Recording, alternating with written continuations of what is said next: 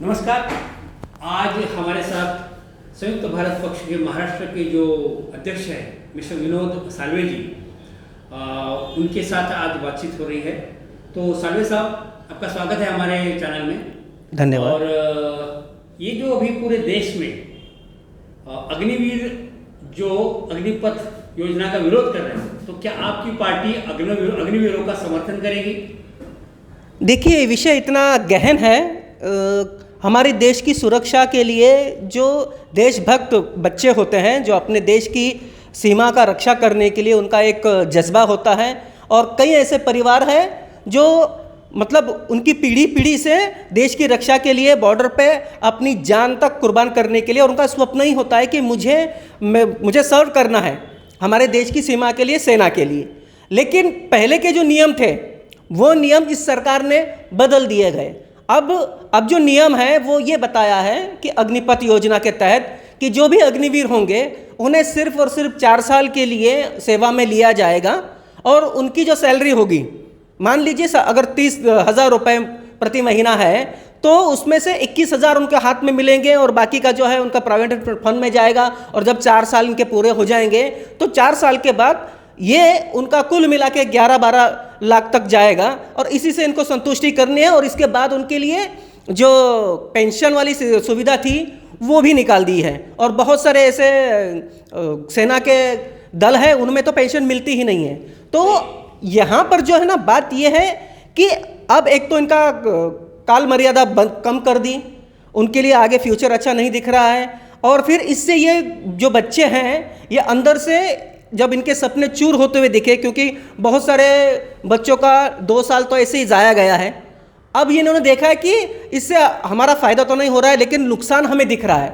तो इन्होंने जो ये कदम उठाया है, इसके साथ संयुक्त भारत पक्ष है, लेकिन ये जो हिंसा का इन्होंने जो रास्ता लिया है, वो उस हिंसा के लिए हम उनका समर्थन नहीं करते, लेकिन उनके सवाल जायज़ है अगर वो अहिंसा से आगे चले तो। अभी उत्तर प्रदेश में अगर कोई रैली करता है या पथराव करता है तो उससे जो नुकसान हुआ है उसकी भरपाई ली जाती है, ठीक है जी। अभी जो पूरे देश में बताया जाता है कि 200 से 300 करोड़ की जो प्रॉपर्टी है, सरकारी या निजी या कैसे भी, उसकी बर्बादी की गई।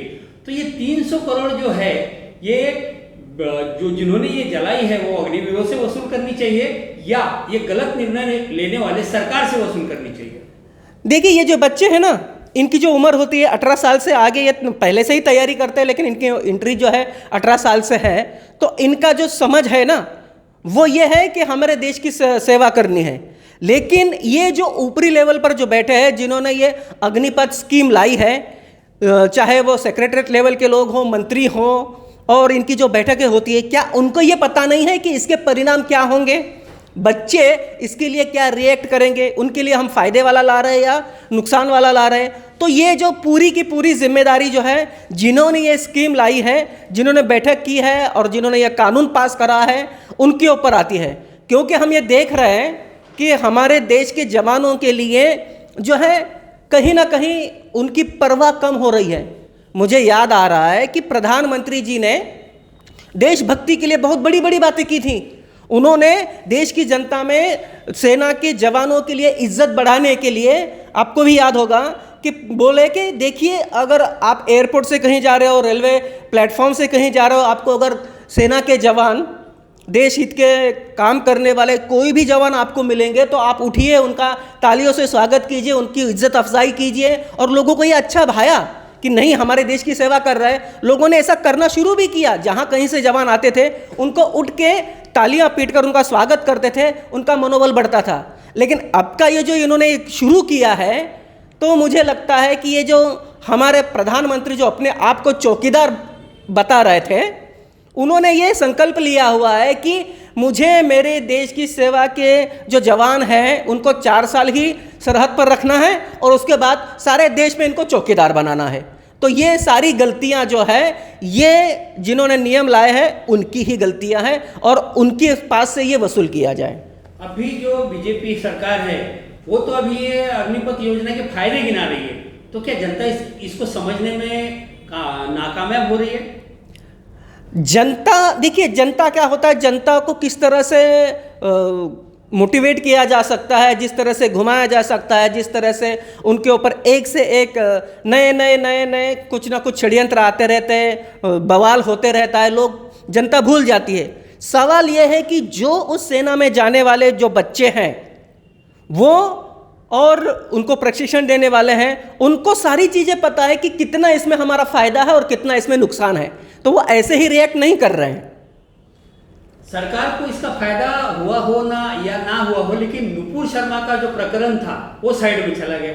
बिल्कुल, देखिए साहब, मैं तो ये मानता हूं कि जब ये नुपुर शर्मा इन्होंने एक मजहब के ऊपर टारगेट कर कर अपशब्द बोले थे, जिससे कि धार्मिक भावनाएं आहत हुई, बहुत बड़े पैमाने पे आहत हुई, यहाँ तक कि हमारे देश के लेवल पे नहीं, अंतर्राष्ट्रीय लेवल पर कई देशों ने इसकी भर्त्सना की और इनको भला बुरा कहा। कई देशों से संबंध भी खराब होने की नौबत आई। और जब ऐसा हुआ तो बीजेपी ने अपना पल्ला झाड़ दिया कि ये तो प्रवक्ता की अपनी सोच है, जबकि वो अपने पार्टी के तरफ से अपने प्रवक्ता के तौर पर उनको बिठाते थे न्यूज़ चैनल पर।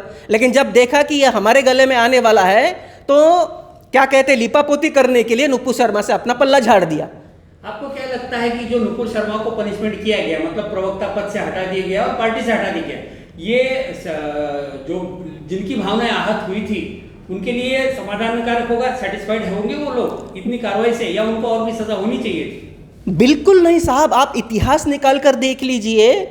अगर कोई किसी धर्म के लिए, फॉर एग्जाम्पल अगर हिंदू देवी देवताओं के लिए अगर कोई इस तरह से टिप्पणी करता कोई एक मुस्लिम, क्या होता देश में?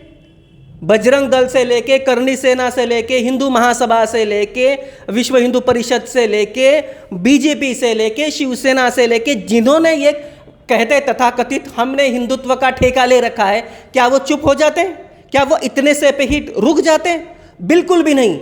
जब तक कि यहाँ तक कि उनके घर पर तोड़फोड़ हो जाती, उनका जीना मुहाल हो जाता, उनके लिए अलग से एक उनकी जान बचाने के लिए सिक्योरिटी दी जाती।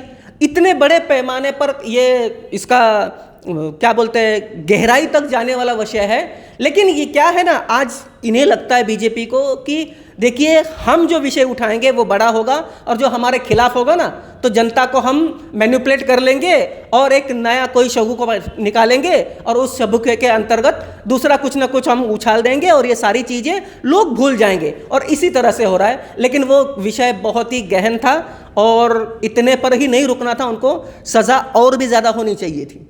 ये जो कानून व्यवस्था है ये भी इसमें इंटरफेयर कर सकती थी, जैसे कि सुप्रीम कोर्ट है वो भी इस घटना को न्याय दे सकती थी, खुद हस्तक्षेप कर सकती थी, लेकिन उन्होंने भी कुछ नहीं किया। नहीं, बिल्कुल नहीं किया। दिख रहा है ना, क्योंकि कई ऐसे मामले हैं, कई ऐसे मामलों में कई जज हैं जो वो खुद कह रहे हैं कि देखिए हमको इस चीज़ से आहत हुआ और हम खुद ही रिट दाखिल करते हैं या और कुछ करते हैं, खुद होकर इस विषय के बारे में सुप्रीम कोर्ट में भी चले जाते हैं। तो इस विषय के लिए भी होना चाहिए था, जो हुआ नहीं है। और बहुत सारी चीज़ें हैं जो लोगों को समझनी चाहिए कि ऐसा क्यों हो रहा है। ये जो अग्निपथ योजना लाई गई, क्या आप इसको ठोस तौर पर कह सकते हैं कि पेंशन से बचने के लिए इन लोगों ने, या मिलिट्री के खर्चे कम करने के लिए, या मिलिट्री को कमजोर करने के लिए ये कदम उठाया? देखिए, अगर जैसा आप कह रहे हो ऐसा अगर है भी, तो हमारे देश का जब बजट निकलता है तो रक्षा मंत्रालय के लिए कितना निकलता है? तो हम कहते हैं कि भारत मेरा देश है और मेरा देश का सार्वभौमत्व और हमारा जो आज़ादी है, इस आज़ादी को हम छीनने नहीं देंगे। तो हमारी आज़ादी के लिए हमारे सेना पर जो लोग खड़े हुए हैं तो उनके ऊपर चाहे जितना खर्चा हो वो होना चाहिए। अब अगर इनकी पेंशन से बचने के लिए हम कई बार देखते हैं कि सेना के जवानों को अच्छा सा खाना नहीं मिलता है, उनके जो बर्फ़ में हिम में जो काम करते हैं तो उनका ऐसा ड्रेस नहीं होता है, कई लो क्वालिटी के होते हैं, उनके जूते सही से नहीं होते हैं। तो ये सारा जो खर्चा है ना वो उन पर जहाँ होना चाहिए वहाँ होना ही चाहिए, क्योंकि हमारी देश की जो सुरक्षा से हम कहीं पर भी कॉम्प्रोमाइज़ नहीं कर सकते। अगर आपको करना है तो जो हमारे देश के, जैसे कि इन्होंने अग्निपथ के स्कीम में निकाला हुआ है कि 4 साल के बाद अगर नियुक्ति होने के बाद ये निकल जाते हैं तो इनको कोई पेंशन नहीं मिलेगी। देश के जो विधायक हैं सांसद है, इनकी निकालिए ना। ये कौन सा हमारे लिए लड़ रहे हैं? ये तो अगर हम जाके देखेंगे कि कितने विधानसभा में कितने बार कितने विधायक ने अपने सवाल उठाए, कितने सांसदों ने सवाल उठाए, ये क्या कर रहे हैं, कब कब तो इनका हम अटेंडेंस भी देखें तो पूरी तरह से काम नहीं कर रहे। इनको क्यों चाहिए पेंशन? इनकी तो बढ़ रही है, एक टर्म किया तो एक बार मिलती है, 2 टर्म किया तो दोबारा मिलती है। क्यों? ये हमारे सेना के जवानों से अहम है क्या? देखिए, इन्होंने पेंशन जो है वर्करों का भी खत्म किया है, और EPS 95 के तहत जो कुछ लोग थे उनके पेंशन के बारे में भी उनकी बहुत सारी तकरारें हैं। और इन्होंने वर्कर लॉ वगैरह में जहां केंद्र सरकार या राज्य सरकार को किसी को कुछ देना है उससे बचने के लिए कई जगह इन्होंने इस तरह के नए नए नियम लाए हैं। अभी हम एक अगले सवाल की तरफ मोड़ते हैं। जैसे सेना में 3 दल प्रमुख होते थे, वायु, स्थल और जो भी, तो अभी इन्होंने एक नया रूल निकाला है, नया व्यक्ति अपॉइंट किया है जो तीनों दलों का एक प्रमुख है। तो ये इसके पीछे इनका क्या एजेंडा हो सकता है जो भविष्य में इस सेना का गलत इस्तेमाल भी कर सकते हैं? क्या हो सकता है? देखिए, मैं बड़ी गंभीरता से ये बात करूँगा, क्योंकि हमारे देश में जो सरकारें हैं, ये सरकार है जो केंद्र की सरकार है, वो ये चाहती हैं, चाहे कोई भी सरकार हो, आज की वर्तमान सरकार हो या भूतकाल में जो गई हो या आगे भी जो भविष्य में आने वाली होंगी, वो इसी तरह से इनकी मानसिकता होती है कि बड़े बड़े पदों पर हमारा कहना मानने वाला कोई व्यक्ति हम उसको अपॉइंट करेंगे तो हम उनको हमारी बातों के द्वारा हमारे फैसले लेने के लिए उनको बताएंगे और वो उस विषय को करेंगे। अब अगर जल, थल और वायु इसके अलग अलग प्रमुख होते, हो सकता है उसमें से एक इनके साथ राजी होता, 2 राजी नहीं होते। अब ये दोनों को राजी करने के लिए क्या करेंगे? अब वो कहेगा कि मैं इससे राजी नहीं हूं, तो देश की जनता का ध्यान वहां चला जाएगा। तो ऐसा क्यों ना किया जाए कि तीनों को एक करके हमारा जो आदमी होगा, हमारे विचारों वाला होगा, हमारी बातों को मानने वाला होगा, तो उसमें रख सकते हैं। ऐसा मेरा मानना है। बिल्कुल, लेकिन ये राष्ट्रीय सुरक्षा के साथ खिलवाड़ हो रहा है, ऐसे नहीं लगता? बिल्कुल हो रहा है, क्योंकि इसमें बहुत सारी चीज़ें हैं जो देश की जनता को नहीं बताई जा रही है, सुरक्षा के नाम पर, गुप्तता के नाम पर, लेकिन बहुत सारी चीज़ें हो रही है। और जो ये जानते हैं अंदर हो रही है, उसमें भी अगर कोई सेना का कोई भी जवान अगर उसके ऊपर उंगली उठाता है तो उन्होंने एक नियम बनाया है कि हमारे सेना में जो भी काम करता है उसका एक डिसिप्लिन होता है। अगर उस डिसिप्लिन के तहत सारी चीज़ आप सहन कर लीजिए, बोलना नहीं है, तो ये सारी चीज़ जो गलत चीज़ें हो रही है वो बाहर भी नहीं आ रही है, ये गलत ही होते दिख रहा है। ठीक है सर, बहुत बहुत धन्यवाद हमारे साथ जुड़ने के लिए, और आपको पॉलिटिकल जो भी आपकी पार्टी है उसको भविष्य की शुभकामनाएं देते हुए इंटरव्यू यही खत्म करते हैं। बहुत बहुत धन्यवाद। धन्यवाद सर, आपका भी।